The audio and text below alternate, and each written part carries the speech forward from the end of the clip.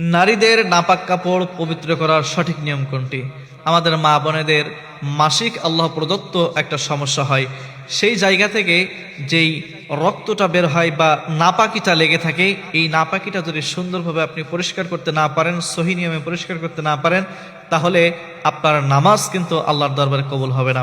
কারণ ওই পোশাক পরে তো আপনি নামাজ আদায় করবেন, আপনার তো পোশাকটাই পবিত্র হচ্ছে না। পোশাকই যদি পবিত্র না হয় তাহলে কিন্তু নামাজ কিন্তু কবুল হবে না।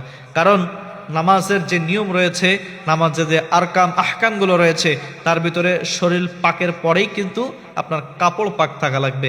আপনার শরীর থেকে যে নাপাকি বের হয়েছে, সেই নাপাকি কাপড়ে লাগার পরে সেই কাপড়ে যদি আপনি সুন্দরভাবে ওয়াশ না করতে পারেন বা সুন্দরভাবে যদি আপনি ওই কাপড়টা পবিত্র না করতে পারেন, ওই কাপড় পরে নামাজ পড়লে কিন্তু আল্লাহর দরবারে নামাজ কবুল হবে না। আমরা অনেকে নতুন থাকার কারণে আমরা কিন্তু জানতে পারি না।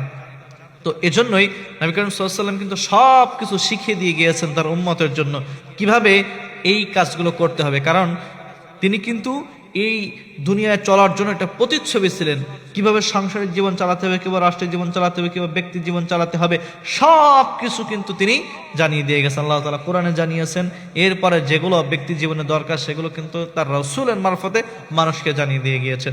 এজন্য কিভাবে করতে হবে আসুন সে সম্পর্কে সংক্ষিপ্ত করে জানার চেষ্টা করি।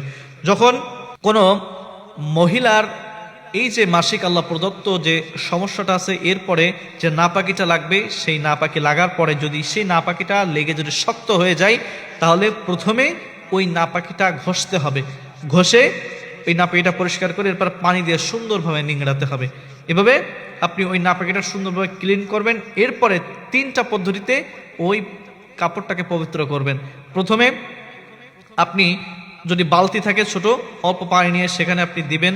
দেওয়ার পরে সুন্দরভাবে ধুয়ে আপনি সুন্দরভাবে নিংড়াই নেবেন। এরপরে পানি ফেলে দিয়ে আবার পানি নেবেন। নেওয়ার পরে ওই পানিটা সুন্দরভাবে আবার ওই পানির ভিতরে দিয়ে সুন্দরভাবে কচলায় ধুয়ে আবার নিংড়াই নেবেন। তৃতীয়বার আবার একই কাজ করেন। এভাবে প্রথমে তো আলাদাভাবে ধুচ্ছেন, এরপরে 3বার এভাবে আলাদা করে পবিত্র করে নেবেন। আর যারা গ্রাম অঞ্চলে থাকে ও আঠেল পানিতে, তারা আলাদাভাবে তাদের পানি পাল্টানো লাগবে না, কিন্তু আপনারা ঠিক সেমভাবে নেবেন। আলাদাভাবে ওই নাপাকি ডোলে পরিষ্কার করে নেবেন। এরপরে 3বার করে ধুয়ে প্রথমে একবার চুবিয়ে এরপরে পানি নিংড়াই নেবেন, আবার চুবিয়ে পানি নিংড়াই নেবেন। এভাবে 3বার করে পবিত্র করে নেবেন। তা না হলে কিন্তু আপনার নামাজ কিন্তু কবুল হবে না। এই ভুলটা মা বোনেরা আপনারা কখনো করবেন না।